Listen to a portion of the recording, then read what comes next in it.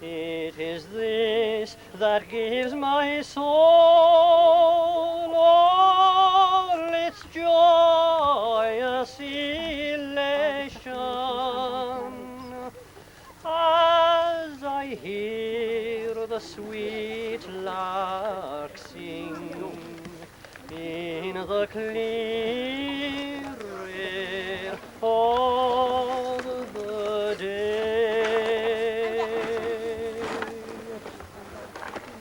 I shall tell her all my love, all my soul's adoration, and I think she will hear me, and will not say me nay. Hear the sweet lark sing in the clear air of the day.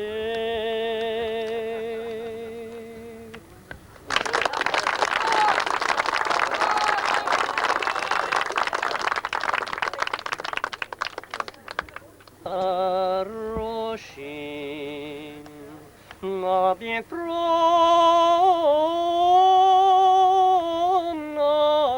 na kosnish.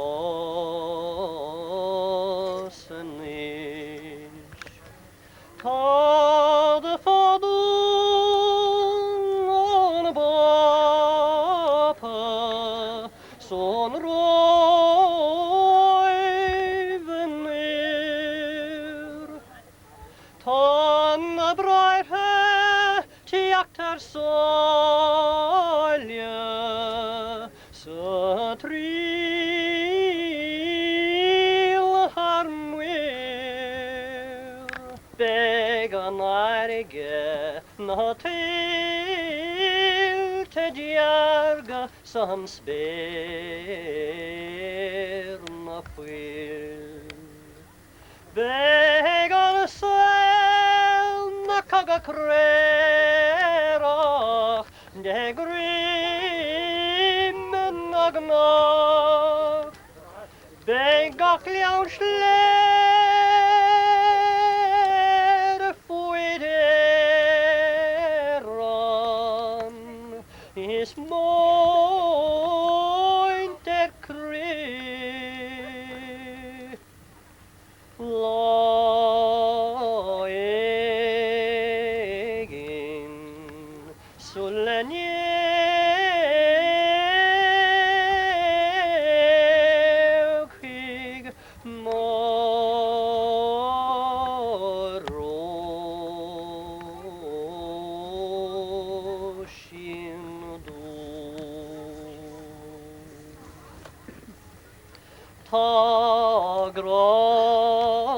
Tagrogom maladit leblin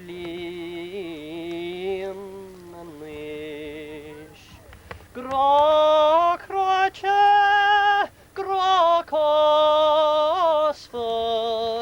grakiphe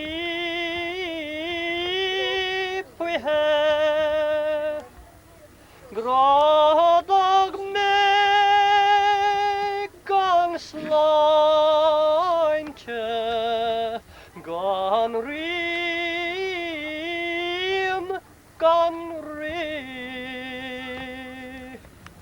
is ga bra gan en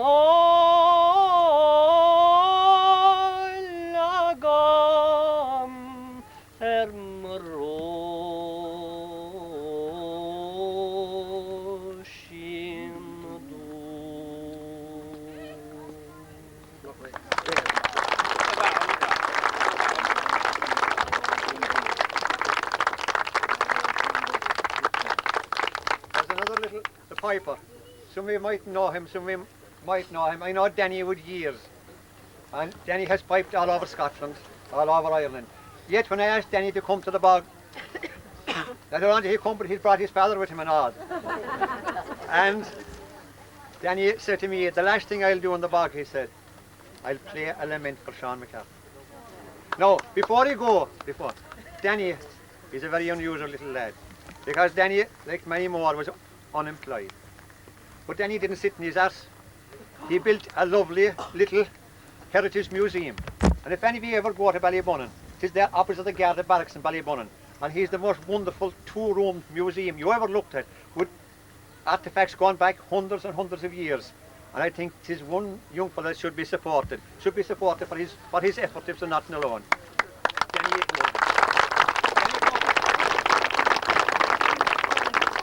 and gentlemen, before we leave, and Denny's going to play the lament, and that should be the last thing for Sean McCarthy. Jimmy Dillon, who's a rather busy man, asked me to know would I say a few words on his behalf, to be being chairman of the committee. He had to rush off to other business. But I'd just like to say a few words of thanks. First of all, I suppose thanks to each and every one of you for coming out. I mean, there must have been over 200 people here. Thanks to all the good people who did the catering down here. The bog is one great place. If you have any complaints about, you know, that you can't eat or you've lost your appetite, a couple of hours in the bog and that solves all problems. If there are any doctors present, don't listen, please. You know, Sean McCarthy, we were talking a couple of years ago, how could we pay tribute to Sean? And a number of us got the idea, you know, what were the things he was happiest at? Certainly in the bog, walking along Finuge Bridge, looking over the Finuge Bridge, tickling a few salmon out of the river, telling stories. And here's another trick too, you know, this one is to ring my wife up, and it'll be a long conversation. I was getting worried about it for a while, but then I said maybe I'll let them at it. But Sean would ring up and he'd want to lift to Tralee, and he'd say, Mary would take the message and I'd go and collect Sean. And he'd say, God bless you, I must go to Tralee for no bit of crack. I've a few women to do. And I know Father Brick is around, but I was a bit tickled with this. But doing the women was interviewing women for the Kerryman. He had to call them McCarthy's women. But I think it's great that Sean has passed on, unfortunately. But he's left a thing behind him. He's left something. He's left an occasion for us to come to the bog. And I know all the ladies present they were very, very busy this morning, and all the things you should have done, and all the dinners you should have cooked, and there are a couple of men out there that had things to do with cows and everything, and we all had something to do. But you know, we've enjoyed ourselves, and all the things we should have done, they all happened. And it's good to be able to get away from normal living and come out to a place like God's own country like this.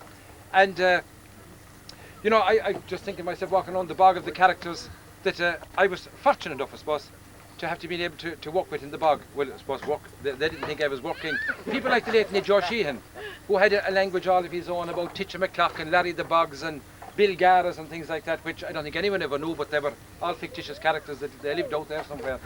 And Moss Murphy, who used to come to the bog, and in front of the grotto over in Killicream, would get off the bike, take off his hat, and he'd join his hand and say, Blessed Virgin Mary, Queen of Bog Workers, pray for us. And then there was another man, Ned Saverlot, they've all passed on, but when you'd be coming towards the evening, you'd be starved with the hunger, and Ned, of course, would play the game. There'd be no TNO this evening. This gentleman here on my left is also bears testimony that he starved young fellas out of the bog. But Ned would say, what do you talk? Shut up, he says, what tea do you want? Every Saturday turf there's a bar of chocolate. But you know, all these people that have gone. But it's great that we have. Pat Lynn said he didn't give too much money, so Paul, maybe there's a message there for next year. But I think from the money that they provided by the ESP, I certainly have, and I'm sure you have had a great morning. Yes. And again, thanks to you, and thanks to Paul, and I suppose thanks to our host, Mr. Sheehan, who walked away with the golden schlon for the use of his bog.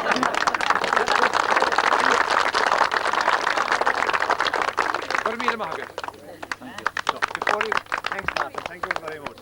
When I asked Danny to come to the bog, I told him the story about Sean McCarthy. Listen, he said, he got his biro and he got his paper, and he wrote a lament for Sean McCarthy. And this is the first time he's playing it in public. And we'll close by Danny playing, up here Danny, but we'll play a lament, he'll play a lament for Sean McCarthy, his own composition.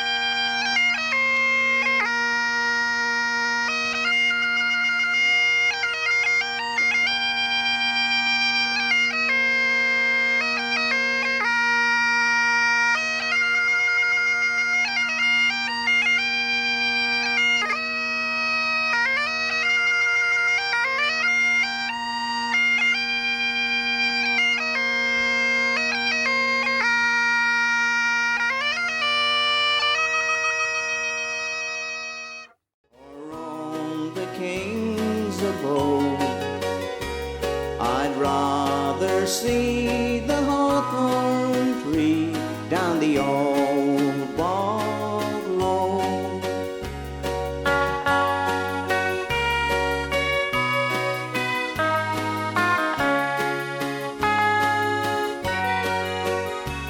My mother died last springtime when Ireland's fields were green. The neighbors said her waking was the finest ever seen.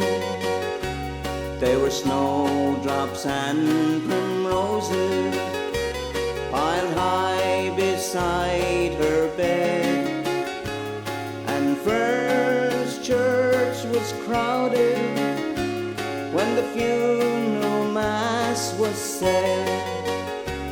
But here was I on Broadway, just building bricks by load, when they carried out her coffin down the old bog road.